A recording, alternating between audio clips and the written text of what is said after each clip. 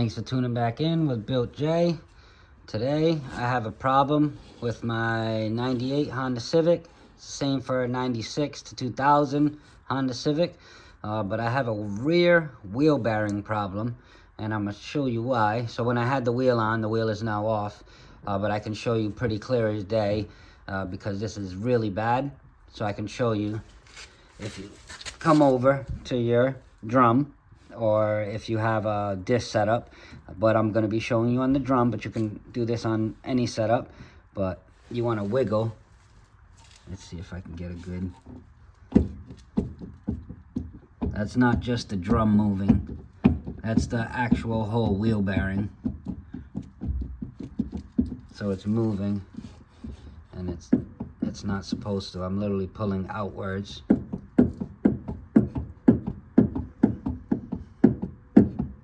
So that wheel bearing is shot. It has a lot of play. So I'm going to be replacing this one as well as the other side. But I'm getting a sway on the highway. I replaced my ball joint and tie rods and all that in the front, and I was still getting a pull to the right. And this rear wheel bearing was so bad that it was pulling to the right. So let's take this off and see what we got. I'm gonna have to take this cover off, and there's a 32mm bolt. We're gonna take that off and take off this drum here. All right, so we have the drum removed, as well as the dust cap, or the, you wanna call it the axle nut cover. So we have it here. I'm gonna have to take this off, but let me show you how compromised this is. I literally just have my thumb resting on the top.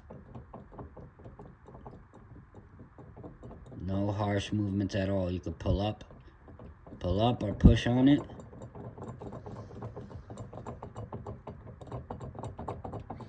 You can see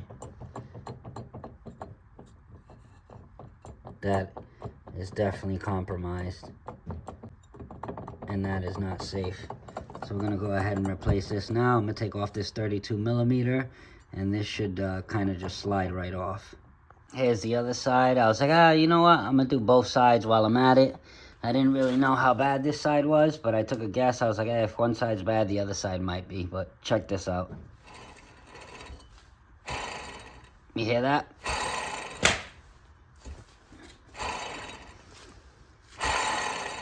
That's no good. Or it's on its way out, because it's not as bad as the other one. Like, I got pressure here. You hear there's no clunking or no play. So this one, you could say it's good, but it's bad. Just by the sounds, you just hear the bearings are gonna go soon. So they're both gonna be replaced. All right, this is what we come up with.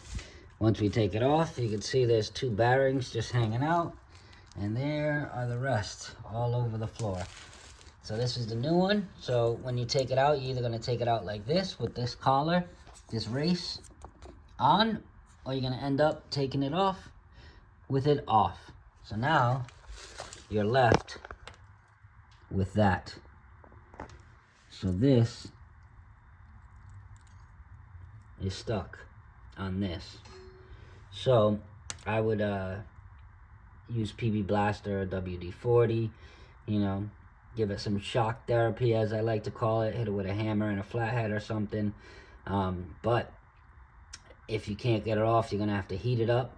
And then if it gets really stuck where it's not coming off, you're just going to have to cut it in half at an angle. So if you have a Dremel or something, you cut it right in half and then give it a little heat. And sometimes you may not even need heat. Once you cut that in half, it's going to relieve its stress, and then you can just pull it right off. So with that said, we're going to have to remove this. And that's how you cut it. Cutting at an angle. You cut it through. And this is with the Dremel. 50 bucks. It's a 3100. Comes with this blade. They make easy blades. I have those. So you can use any type of blade, but these are the best ones. The easy blades are the ones I like to use. Just cut it right here. I liked it. Right here, there was enough space. Right here, you might hit some components, but for the most part, that's how you do it. Then you bang it with a flathead screwdriver, and then you should be able to go ahead and get that thing out of there. Alright, this is what it looks like when it's off. As you can see, I cut it all the way through for the most part. Let's see. Yep, the rest cracked. If you could see, it's a hairline crack, and then the rest was cut through. Unless you're a master cutter, you won't leave a mark like I did, but I try to leave minimal marks, not just try and scuff it down with like a scuff pad or something, but that's not too bad. The new bearing shouldn't have any problem going back on. So that's what it looks like. This is a collar. Take it out. You're good to go. Sometimes you need to heat it up. If you do, heat it up with a little, butane torch, yellow, and should be good. Alright, we got everything all cleaned up. Got the new one on. You're literally just going to hand press it right in. It should slide in. You're going to put this washer with this ear. There's only one way to put it on. Goes right down the spline. Put that on. If you have a new nut, put on the new nut. If not, use the old nut. Torque it down to spec.